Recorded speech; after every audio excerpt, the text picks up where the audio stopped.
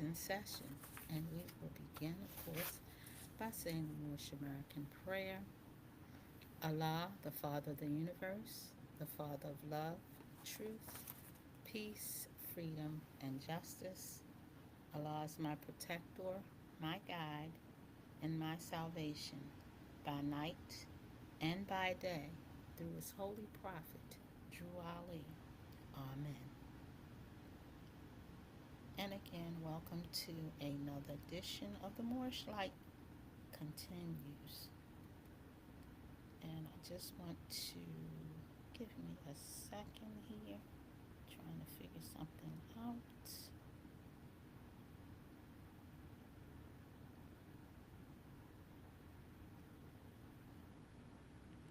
I'm just trying to make sure.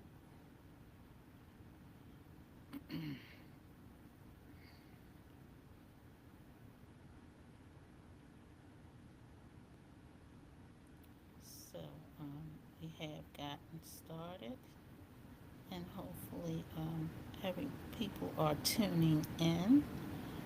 Um, I'm still learning and working towards getting my podcast perfected. Guess I might have to go back to class to get better. Huh?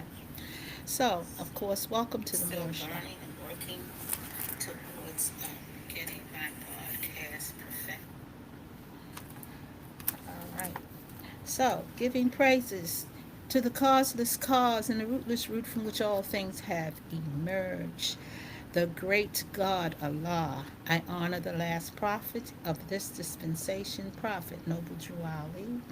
In all three forms, I also pay tribute to Grand Sheikh John Given Zeal, who steadfastly held up and built upon the foundation laid by the founder. And I also extend honors to modern day Moses and Aaron, Grand Sheikh Richardson Dingle Eel, Grand Sheikh Timothy Dingle Eel, modern day Moses and Aaron, modern day Moses and Aaron, who confronted Pharaoh and established the means for our people to be registered and set free. I acknowledge the forefathers who sacrificed their lives so that this nation might have a true birth of freedom. I honor my home temple, 1055 North Milton Avenue, as well as our sister temple here in Baltimore, 2900 West Pressman Street. Recognition is given to Grand Sheikhs and National Grand Sheikhs of our temple of the Divine and National Movement, Tiffany Jones. Grand Sheikh is Tiffany Jones Bay, the Supreme Grand Sheikh and Sheikhs. Pray for Eel and all who listen today or in the future. And some of the things we're going to ask ourselves, what did our forefathers sacrifice their lives for? Was it simply to share a table with the so called masters or become constitutional equals? These are some things we actually should think about. Consider whether integration after servitude on the plantation and the plantation system could be truly equitable. But of course, that's some of the things we need to think about. And one of the things, our topic actually for today is citizenship in heaven. Citizenship in heaven. And of course, before I do that, I always read from the Holy Quran of Mecca. So let's make sure we follow protocol.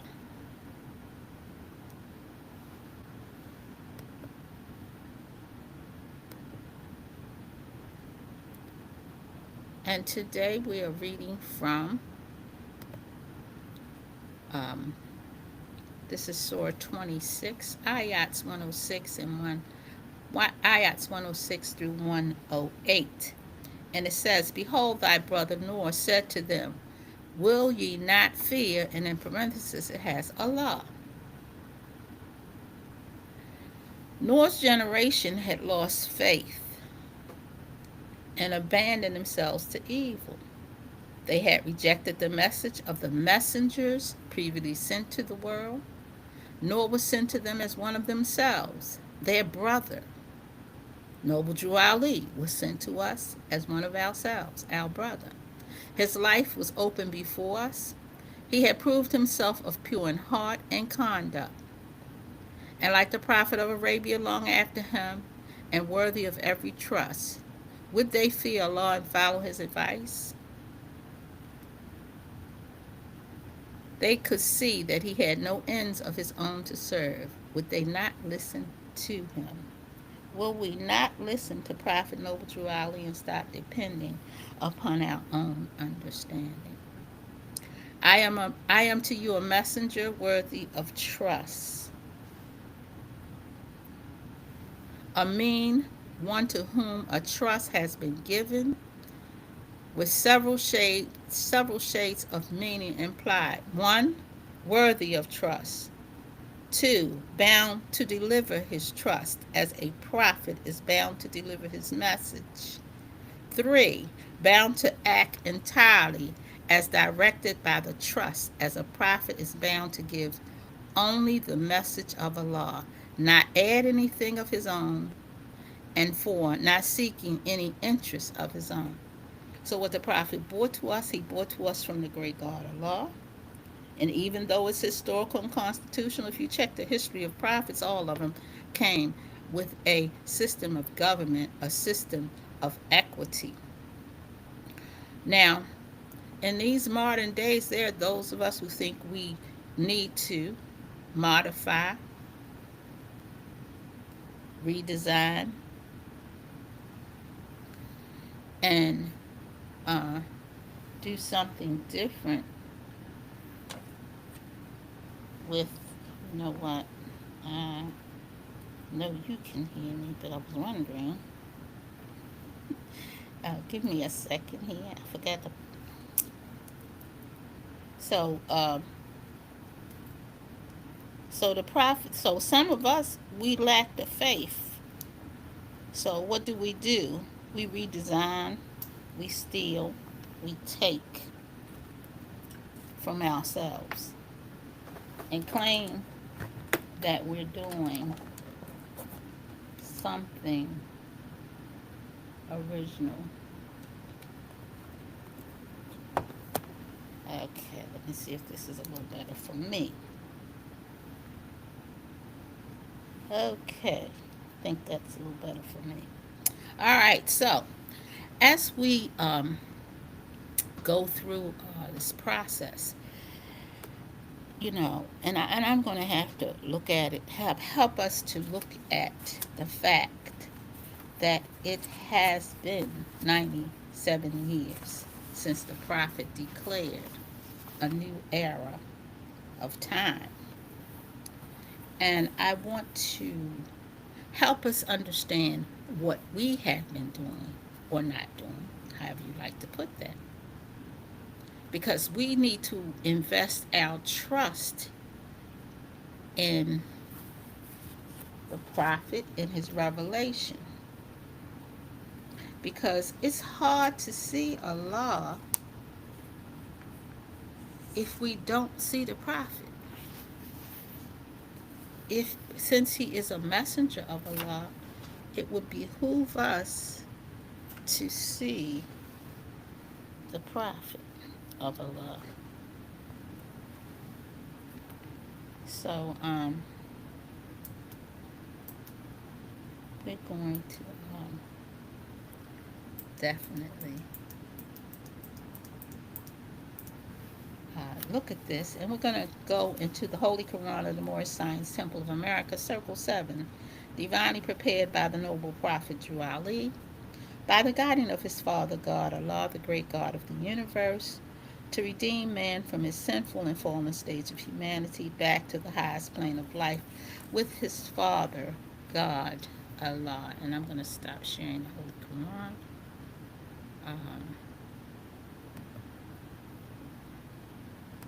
And let you get me again. So, chapter 12 says, and I'm going to go to verse 15 or ayah 15, however you like to, maybe, let's see, 13. It says, and Jesus spake a parable. He said, a certain man possessed a field.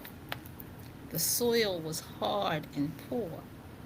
By constant toil, he scarcely could provide enough food to keep his family from want. One day, a miner who could see beneath the soil in passing on the way saw this poor man in his unfruitful field. Now, that poor man, let us say it's us as a people, that unfruitful field, let us say it's civil rights. And he called the weary toil and said, "My brother man, know you not that just below the surface of your burned field rich treasures lie concealed?" So now we're going to take this historical walk. He said, "You plow and sow and reap in a scanty way, and day by day you tread upon a mine of gold and precious stones." And the Moorish Science Temple, Divine and National Movement, and its lessons are our precious stones, but we've been doing like the farmer. We've been repetitiously doing the same thing without delving down into the soil. And once you and what happens is that once you get to a point where you can't do anything, you start thinking you need to create something, and you take what the prophet brought and you try to create your own system, when the Holy Quran just told you you need to invest in trusting in the message, the revelation. But we, because we've now gotten educated, we think we smart, we wiser, but you're not divinely prepared. Understand that. You're not ordained. Understand this. It says the wealth lies not upon the surface of the ground. Now, some of the things when we didn't understand, we changed the date of the convention. We changed the name of the movement. We did different things to make us feel like we were doing something. It says the wealth lies not upon the surface of the ground, but if you will dig away the rocky soil and delve down deep into the earth, you need no longer toil. You need no longer toil the soil for naught. Let this be the year that we don't toil the soil for naught, that we keep repeating the same things over and over and over again. It's driving me crazy. Let us not do that. The man believed the miner surely knows, and I will find a treasure hidden in my field. There's a treasure here in the Moorish Science Temple that we haven't truly tapped into, and we need to. We do. We have to come and it might take a few and it might take many. I'm not certain how that's going to work, but it will take a few of the faithful to get this done. He says, "And I will find a treasure hidden in the field." And then he dug away the rocky soil. Let's get rid of all that old waste that we like to go back to. Let's sweep that slate clean. Let us take a deep dive into the lessons of Prophet Noble Drew Ali. And I'm going to tell you what your tools are in a minute. Give me a second. It says, he then dug away the rocky soil, and deep down in the earth, he found a mine of gold. You understand that the prophet brought his nationhood? Do you think he brought his nationhood to just function in society? Or do you think he brought his nationhood so that we could be self reliant and self sufficient and participate with the rest of the families of nations? Now, what is it that you think he brought us? It says, and Jesus says, the sons of men are toiling hard on desert plains and burning sands and rocky soils, and are doing what their fathers did, not dreaming they could do aught else. Now, we should clearly know that our forefathers, bless them, did the best that they can do. If that was their best and we didn't get where we needed to go, then we must do better. If that was their best and we didn't get any further, then we need to do better. We can't stay stuck there. And so it says, behold, a master comes and tells of the hidden wealth underneath the rocky soil, the cardinal thing, the soil of cardinal things are treasures no man can count. That in the heart the richest gems abound, but he who wills may open the door and find them all in the heart. So of course we know we're not talking about the heart in, in our in our chest. We know that. But the heart signifies the century, the core. And so in 2025, we should have a clearer understanding of our destiny and purpose in the Moorish Science Temple. We should have that. But we're so busy playing in the old stuff when we just need to just clean it off, sweep it off, and look at what's underneath of all that clutter. Find the beauty in more science. Now, the tools that you're going to need to do this, which I also call disciplines, are historical, constitutional, divine, national, and moral. Those are your tools. Just like you have 5 principles: love, truth, peace, freedom, and justice, just like you have 5 fundamental principles: obedience to law, tolerance, loyalty to government. And here I go having a moment. Loyalty to government, unity, and it's one more. But I'll get that for you. Well, you'll hear it before. I'll read all 5 of them so that we can understand there's a consistent pattern in learning more science. More science is not taught in isolation. It's not taught all in Islamism, and it is not taught all in nationalism. There is a combination there, a divine and national combination. Just like you have left and right, you have divine and national. Just like you have man and woman, you have divine and national. And we need to be very clear about that. Now, as I said, we're going to talk about heaven, and also remember, also in this chapter, it also teaches us that heaven is a state of mind. Now, when you have a divine and national state of mind, you are in heaven. You don't have to dream about it. You don't have to wonder about it. Your soul, your spirit will let you know that you are now in heaven. The ethers around you will vibrate and let you know that you are in heaven. And since we create our own heaven and hell, what have we done with more science? Which is the salvation, not just for us, but for all of humanity. What have we done with it? Is the question of the hour. Some say make more money. Some say um, we need a farm, and but you already guaranteed all these things. So let me follow my script because I'll go off on my little tangent. So we're going to go into, I think this is the prophet makes a plea to the nation. He says, I am hereby calling on all true American citizens for moral support. So it's a myth to say that we're trying to create a separate world. For example, when we ruled in Spain, everybody prospered.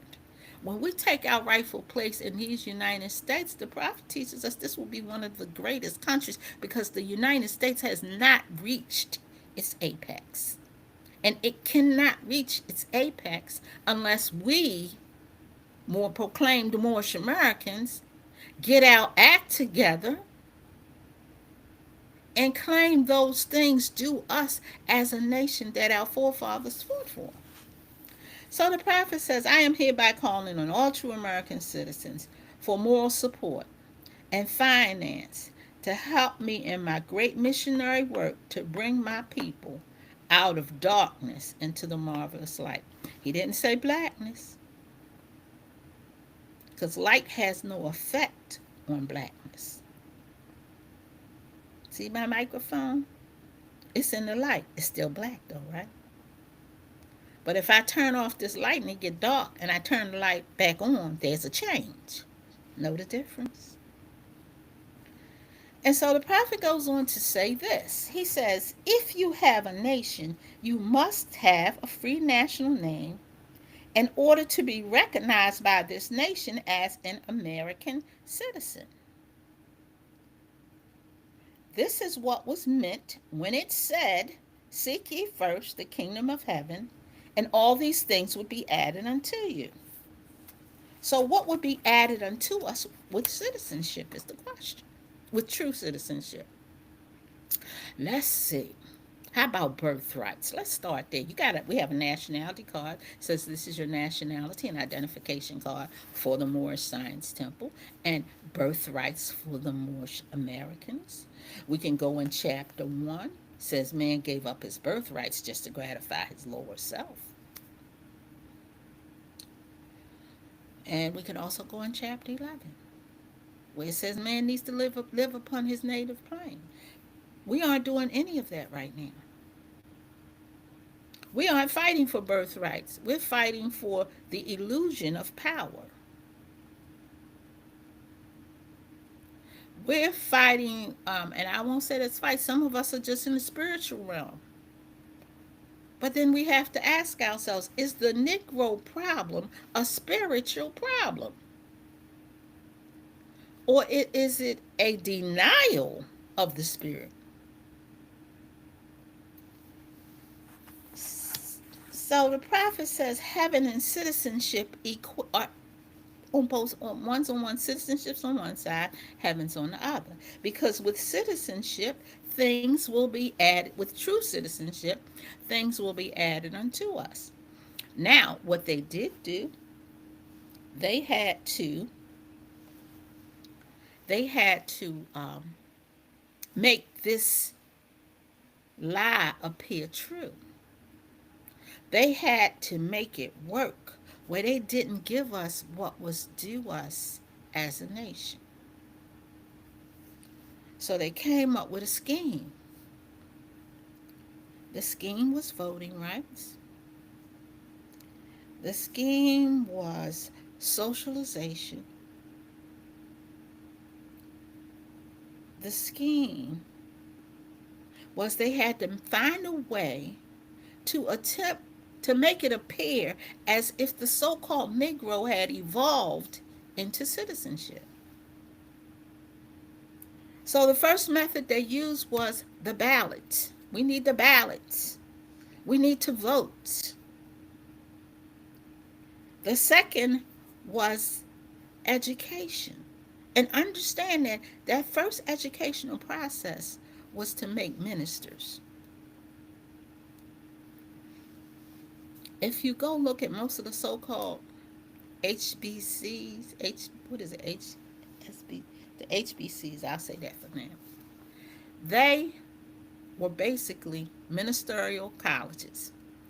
If you go up on Morgan, there's a statue that sits up on the hill that tells you that this was a minister's college, a minister's school, however you like to word that.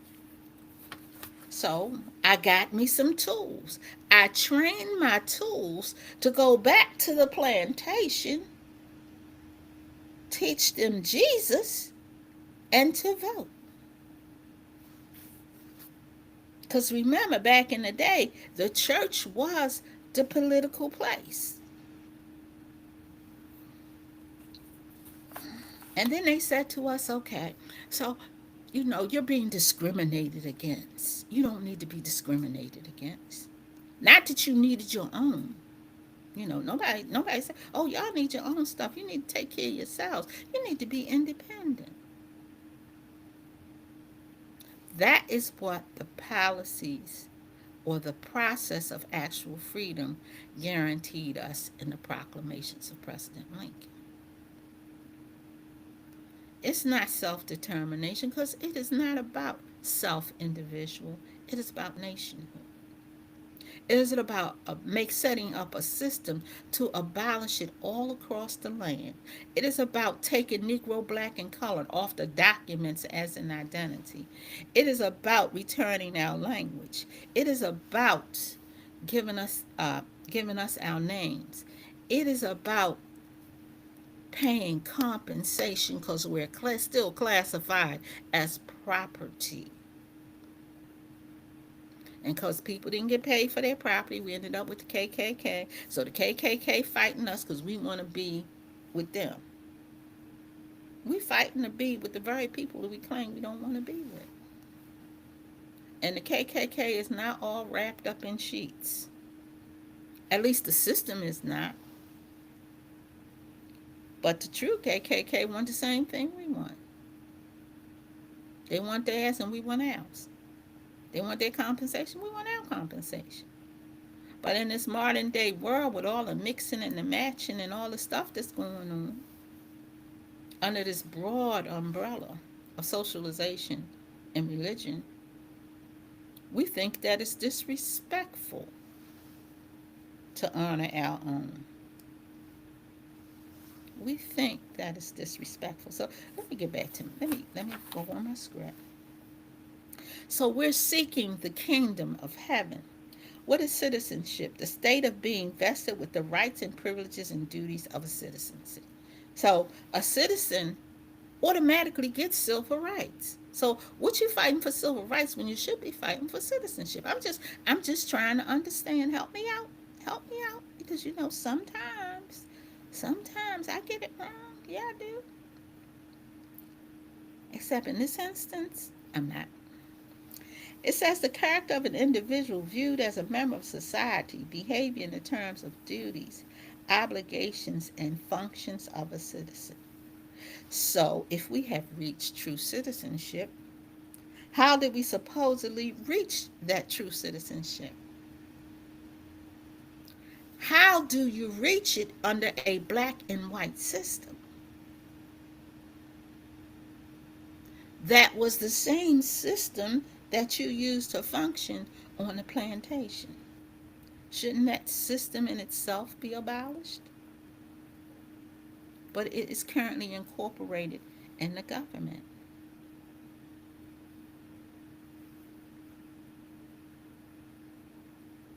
So they had to create this new set of laws, this 14th Amendment, this 15th Amendment, the Civil Rights Act of 1875, which was thrown in the trash. We went in the trash and dug it out and did Brown versus Board of Education. And, we did a couple of things that we thought created equality. But do you understand when you're talking equity and equality, you're talking about developing your original self, not imitating somebody else's original self? Do you understand that? I hope and pray you do. Because that's what we're about. We're about being who we are. And true, it is not Negro, black, colored, darky, coon, shine, Ethiopian, Hermetic, melanated, or whatever else we come up with. I read somewhere we've changed our dynasty about 9 times to fit the times. But anyway, so where's the accountability?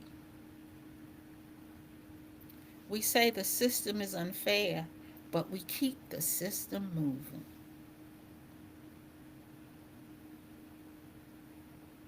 So if I have a plantation and I don't want to run my plantation, I'm going to train other people to run my plantation for me. And I'm going to call it education. But true education teaches you to take care of yourself. That's what true education does.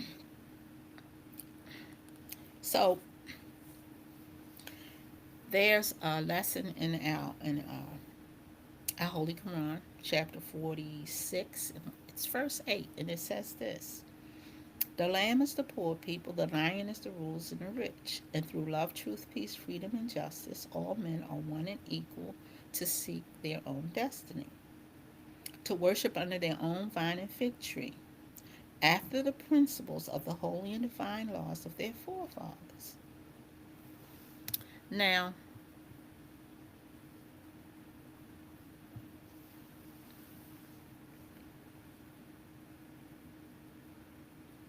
under the holy and divine laws of their forefathers. Now, if nobody told you who your forefathers, well, the prophet came to teach us who our forefathers were and what the laws were. But under this other system, it says nobody wants to be themselves because they've created a system where the European is the ultimate example of what a human is supposed to be. He's God, he's Jesus, he's this, he's that. Nothing personal. But I'm saying stop claiming things that really don't belong to you. And let us stop accepting things that don't belong to them. No character, no forefathers, no honor, as we violate the divine law. The union has lost its way. It lost its way by compromising and condoning an evil. That evil was slavery, and because they compromised and condoned it, it took this nation into a civil war, fighting that very evil that was trying to take control of this country and make slavery a national institution. Who would have thought that in 2025, mental slavery is now a national institution, pacified by holidays, jobs, and dollars? Who would have thought after all that bloodshed, 7,000 men gave their lives in a half an hour during this war?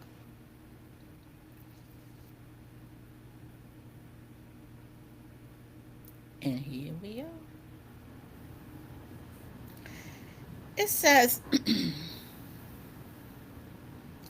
just as some of us are doing today, trying to destroy, misrepresent that which is an everlasting movement through a misunderstanding of what the movement is about. We don't have enough sense to know our own salvation, and we try to redo it and fix it up. Because we have a misunderstanding.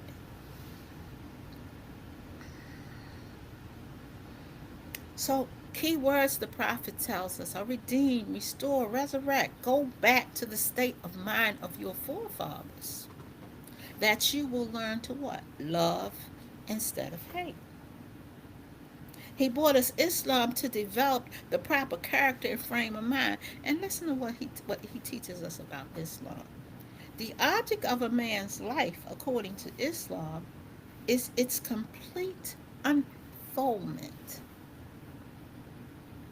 Islam teaches that man is born with an unlimited capacities for progress.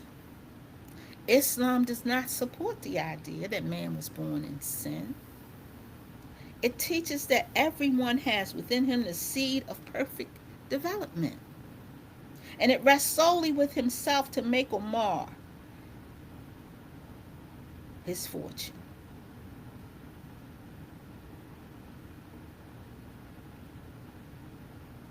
That's what Islam teaches.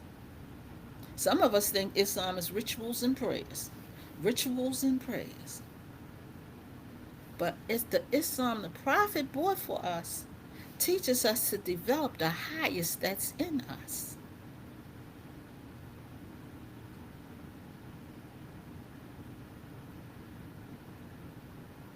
It doesn't say we're born in sin.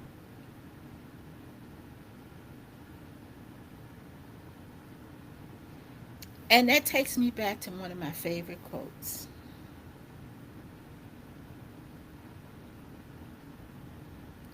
It says the Christian church suppressed intellectual activities, save those that were theological.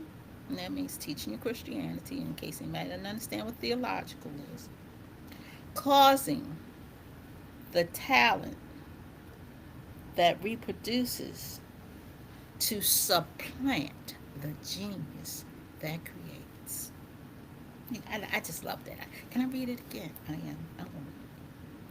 The Christian church suppressed all intellectual activities to save those that were theological, causing the talent that reproduces to supplant the genius that creates.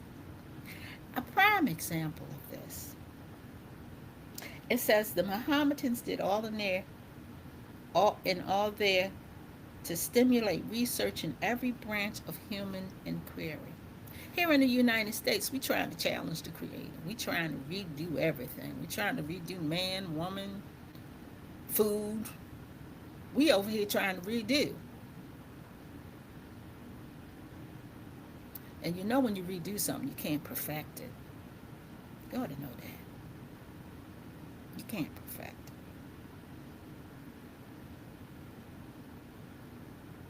So I say all this to say to you that when you look at moral science, please look at it properly. Please look at it as the solution to our problems. Please give it please give Prophet Noble Drew Ali his proper respect. I implore you to give him his proper respect and stop thinking that you can read a book and understand more science. Or you can read 5 or 6 books and understand more science. More science is like any other educational system.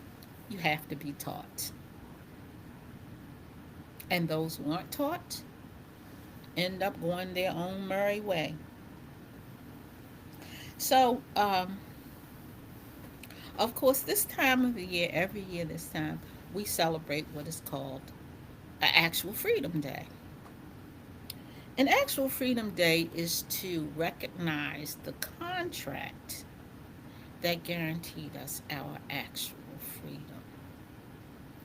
And of course, that would be the initial Emancipation Proclamation, which actually became law on December 15th, 1862. Now, not only was it a proclamation, it was also a proposal.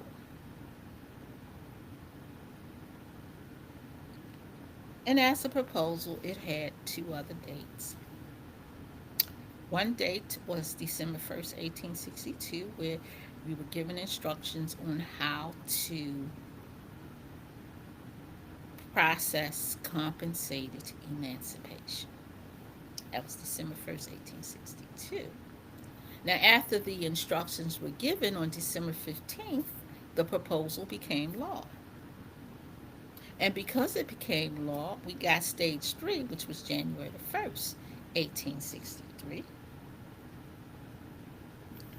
And it has this paragraph. And some of us think that they're only talking to those persons who were on plantations. It was that as well as talking to all free people. So it says that on the first day of January in the year of our Lord 1863, all persons held as slaves within any state or designated part of the state, the people whereof shall then be in rebellion against the United States. So now we know who we fighting. We know who's out of order. Now we can have a real fight. Then, and it says, shall then be the people whereof the people whereof shall then be in rebellion against the United States and shall be thenceforth and forever free. And the executive government of the United States, including the military and naval authority thereof, will recognize and maintain the freedom of such persons and will do no act or acts to repress such persons in any of or any of them. Now hear this, or any of them, because see, any of them includes everybody, not somebody, but everybody, in any efforts they may make for their actual freedom. Now,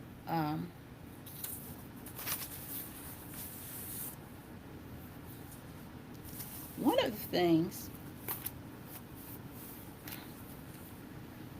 when President Lincoln went to Virginia, Richmond, Virginia, I do believe, he says some things. He says, in reference to, and this is not the best quote, but it was the one I could find close because I do have it in a book. In reference to so-called colored people, I added so-called. Let me say, God has made you free. Let me say it again. Let me say, God has made you free.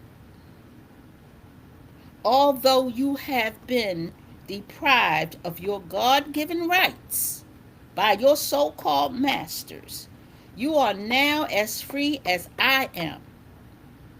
And if those that claim to be your superiors do not know that you are free, take the sword and the bayonet and teach them that you are.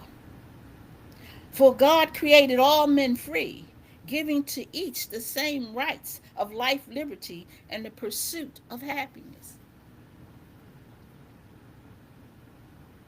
But we were taught to hate that man. The same man that said nobody should stand in our way when we're ready for our actual freedom. So, yes, we bring attention to the fact that we must have our actual freedom. And of course, time is moving on, and I've got to get ready to close out. And one of my favorite things, uh,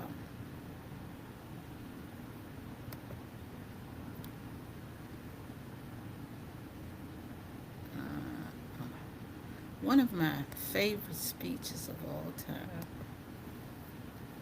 is the Gettysburg Address because it gives some very specific instructions. It gives recognition.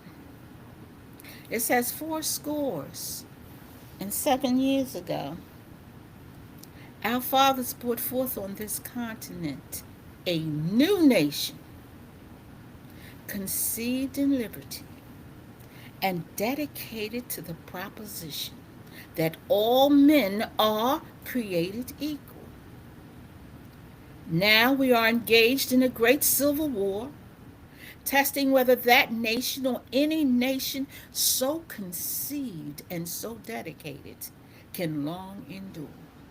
We are met on a great battlefield of that war. We have come here to dedicate a portion of that field as a final resting place for those who here gave their lives that that nation might live. It is altogether fitting and proper that we should do this. But in a larger sense, we cannot dedicate, we cannot consecrate, we cannot hallow this ground. The brave men living and dead who struggled here have consecrated it far above our poor power to add or detract. The world will little note nor long remember what we say here. But it can never forget what they did here. You know, people come from all around the world to go to Gettysburg, all around the world, especially on the when they have the Gettysburg celebration, all around the world. So then he gives us some instructions, and these instructions apply today, September 16th, 2025. It is rather for us to be here dedicated to the great task remaining before us, that these aren't dead. We take increased devotion to that cause to which they gave the last full measure of devotion.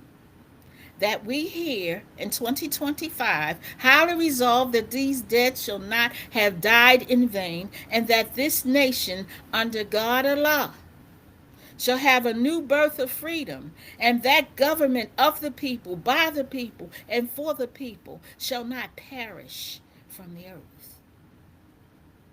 It didn't say that government of the Democrats and the Republicans. It didn't say that. It said of the people, by the people, for the people. But if the people have no understanding or knowledge of the Constitution or the history of this country, or how slavery was to be abolished, we still stand in the mental waste of slavery. Misinformed, miseducated, and misdirected is where we stand today. But praise Allah, the great God sent a prophet to bring us what? The historical, the constitutional, the divine, the national, and moral disciplines to change it, not just for ourselves, but for all of humanity, not just here in these United States, but all around the world. But we got to get our act together.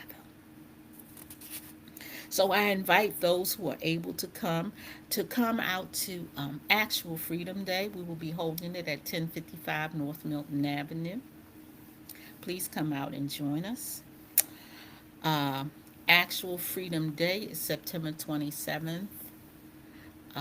And I'm still waiting on my permit. I don't understand why I'm going to have to go there and or something, because I need to know that now. And I go through this every year, but I'm going to do something different next year. I'm going to get ahead of the game. Um, but it is for us as Moorish Americans. We need to be in D.C. showing the world, the capital, that we want what's ours. Prophet Noble Drew Ali went to Washington, D.C. to get our flag. He did not go to Chicago to get our flag. He incorporated in Chicago. But when he wanted to get what's due us, he went to Washington, D.C.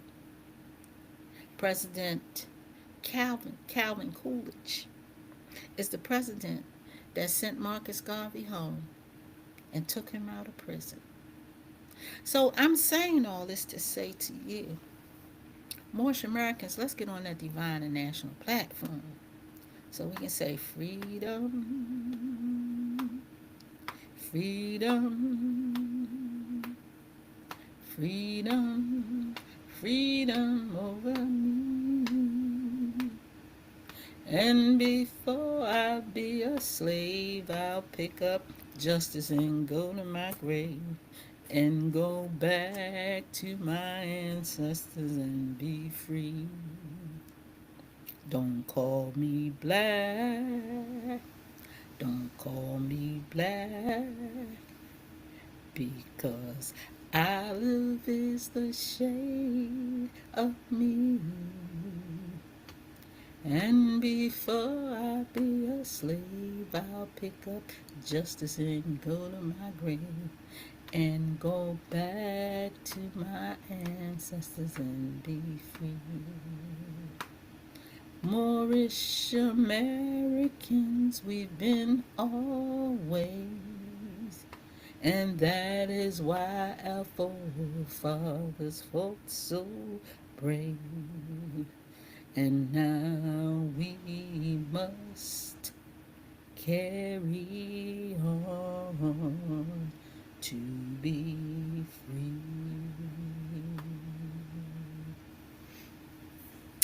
So, yeah, I sing a little bit. I get the spirit. I just go on all over the place. But my point to you more is study the prophets' lessons. Study that Moorish literature. Come out the clouds. Stop floating in the stratosphere. We have a Negro problem to solve. We have mental slavery to address. We have to demonstrate to them that we have overcome mental slavery. We have overcome the Negro problem. We are in our right frame of mind. We got to demonstrate it so the world can recognize and know that what the prophet brought works. It works for me. I'm trying to get in as many. I'm trying to share what I know work for me, and it can work for you. If it worked for me, it can work for you. It definitely can. And so I'm going to invite you again to join us for Actual Freedom Day, Actual Freedom Sunday School, which is this Sunday coming, September the 21st, 12 to 2 p.m. I did forget the time. And if you're free, come on by. It also, you'll probably also see it live on Facebook as well. I will have a mini history and law class because I do have to go and prepare for Actual Freedom Sunday.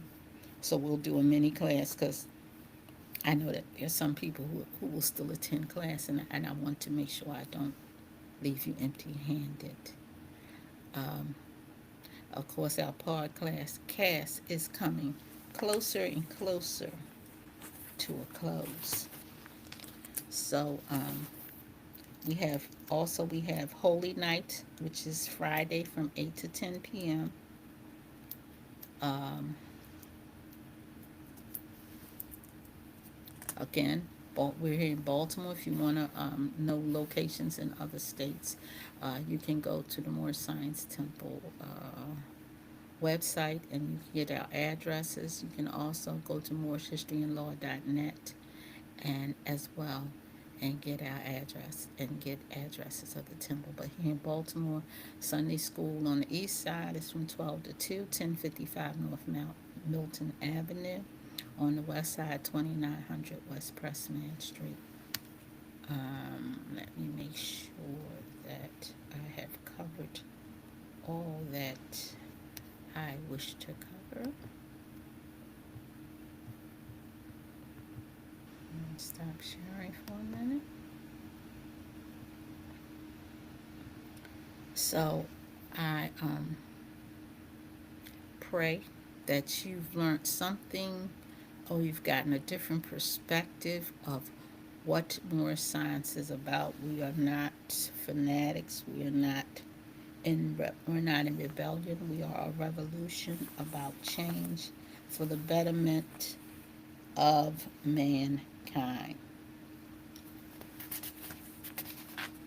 Um, so, as in closing,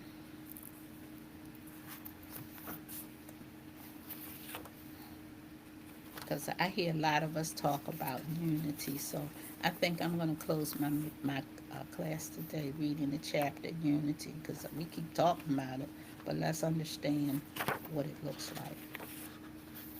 The holy instructions of divine instructions from the Holy Prophet, chapter 26, holy instructions of unity. It says the gifts of the understanding are the treasures of Allah, and he appointeth to every one his portion, and what measure seemeth good unto himself. And himself is capitalized, so you know you're not talking about you, they talking about Allah. Just get that, let's keep that straight. Hath he endowed thee with wisdom? Hath he enlightened thy mind with the knowledge of truth? Communicated to the ignorant for their instruction, communicated to the wise for thine own improvement. True wisdom is less presuming than folly. The wise man doubteth often and changeth his mind. The fool is obstinate and doubteth not. He knoweth all things, but his own ignorance.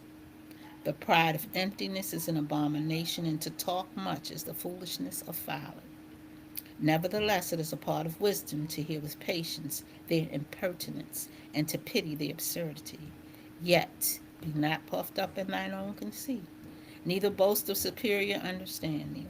The clearest human knowledge is but blindness and folly. The wise man feeleth his imperfection and is humbled. He laboureth in vain for his own approbation. But the fool peepeth in the shadow stream of his own mind, and is pleased with the pebbles he seeth at the bottom. He bringeth them up and showeth them as pearls, and with the applause of his brethren delighteth himself.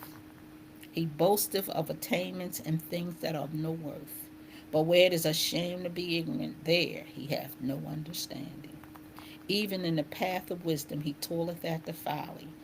Shame and disappointment are the rewards of his labor.